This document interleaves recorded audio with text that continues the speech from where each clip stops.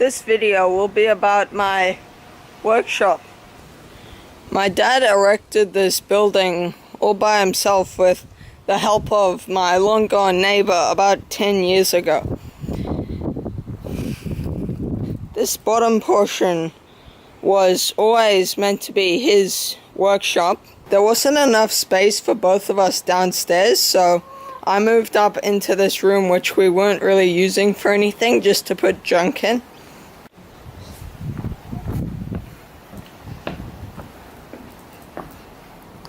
Up on the deck we have my main working table, which I do all the messy things like grinding and sanding and cutting. And then we have the inside room, which is fairly dark now. I've installed lights up at the top here just to make things a bit brighter when we're working outside in the night. So as we walk into this workshop, right ahead are the storage cabinets, the main workbench, my buffing wheel, vise, radio, shop vac, a bunch of junk I haven't sorted out yet. On the right is my drill press, sanding station, and this is a series of shelves that I put things like varnish and glue and paint on. Further to the left are my clamps, my screw storage area, and my other clamps. Here's space for some more clamps. Here's my biggest clamp.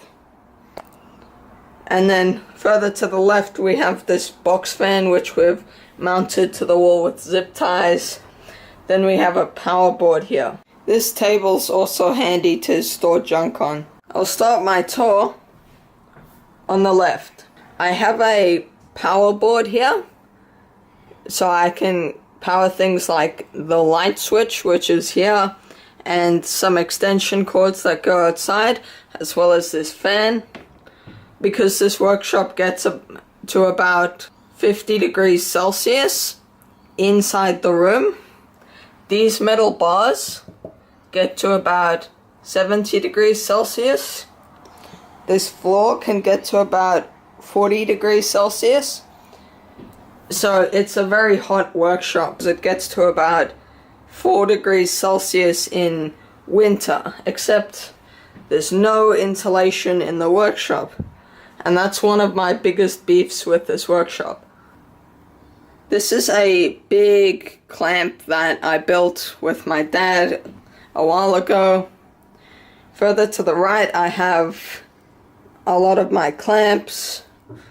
I know it looks pretty ridiculous, but I've actually run out of clamps many times while working on a project. So I'd like to have twice as many clamps as this. Turning right, we have my screw storage area, which I don't have many screws yet. I'll need to buy some more. Here are my spring clamps and some Walmart spring clamps. It's really nice having a huge, long workbench. This table is made of black veneer plywood, which is laminate, on top of the plywood, with these massive hardwood bars, and in between is a layer of 3/4 inch MDF. This workbench is really nice. And then we have my huge vise. I use this all the time. It's so nice having it. It's one of the really important tools that you need to buy. Turning right further, we have the storage box on the left that I built with my dad. A radio by Makita, job site radio, runs off a battery. I have my vise. Here's my buffing wheel. In these cabinets I have push sticks, a block plane, face shield, glue spreaders, bunch of tools, my go-to saw, my circular saw, my drill reciprocating saw, and impact driver. Here I have things like scales, gloves, and a sander.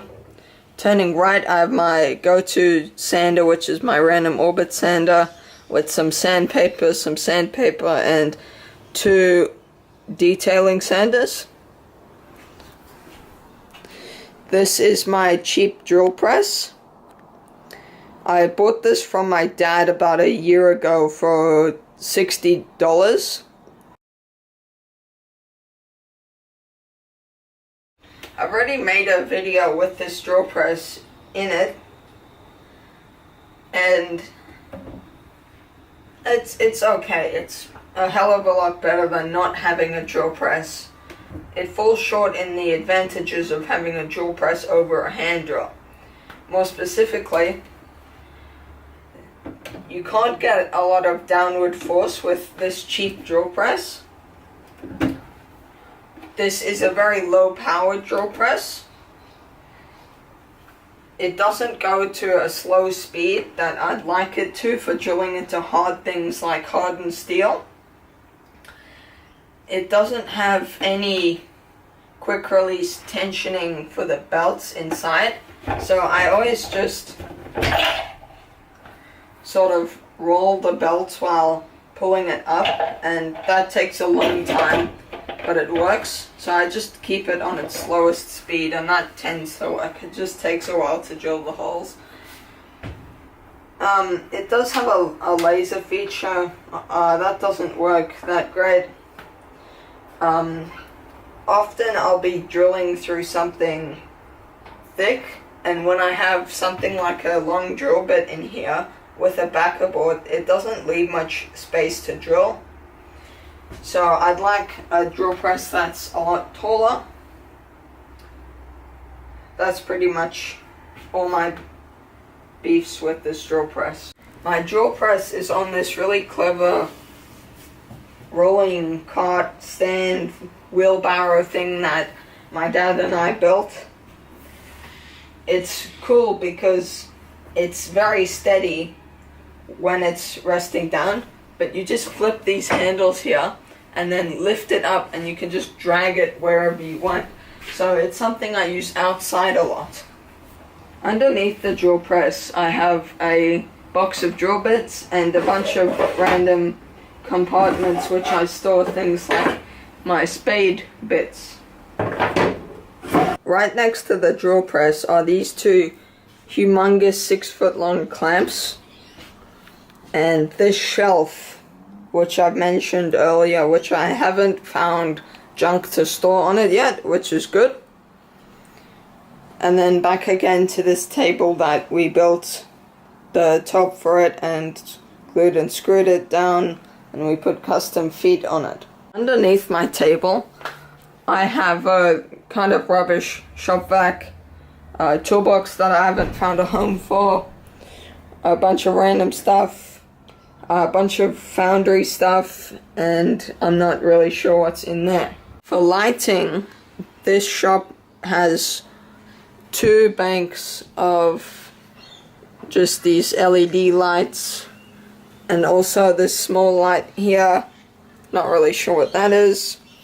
It doesn't make the workshop incredibly bright, but coming from a workshop that only has 1 of these lights for a workshop that's twice the size, it's good enough. As well as the camera that I'm filming on right now has lighting feature, so even if I turn off all the lights and close the door, you can still see. Now I'm filming where the lights are off and the door is closed, and it's pitch black to me. I can't see a single thing, but it's still bright, and that's one thing I really like about this camera. This workshop here is a place where I go to and unwind if I've had a challenging day or just any day. And it's always nice being able to come here to fix something or just do whatever I want. If there's anything that you'd like to ask about, whether it's my drill press my cabinets, my vise, my bench grinder with the buffing wheel, whatever you want. Just ask it in the comments below and I'll be sure to make a video on it. This is filming inside one of the storage cabinets, and you can see that this isn't a very big space at all. It's actually very small. I can't store any massive machines in here like table saws or routers or planers, which means I'm very limited to just using a circular saw, which kind of sucks. The floor space isn't great. There's just enough space to walk around, but again, that's easy, and it's nice having a clamp here and I can just walk over to the drill press, which is right there, and the vise is down here, and I can grab something if I need to, which is like my jigsaw. It's nice having that ability. So a small shop's a nice shop, but I do have to mention I don't do much work inside this workshop, just tinkering and stuff. I mostly take my stuff outside through that door to the outside table, which is on wheels. At one point, when we took everything out of this workshop to paint the floors and paint the stuff in the workshop, we also took the outside workbench and flipped it upside down onto the top of these rails. That made it very challenging to work in this workshop because of the lack of horizontal work surface. And I thought I'd mention it. Having so much horizontal work surface is incredibly nice in a workshop like this. It's so much easier, say, filming, and you can put stuff everywhere, and it's nice. But you do have to be careful that you don't just keep junk everywhere. So it hasn't been long since I've cleaned this, but it's very difficult to keep this clean. So I just have to work hard.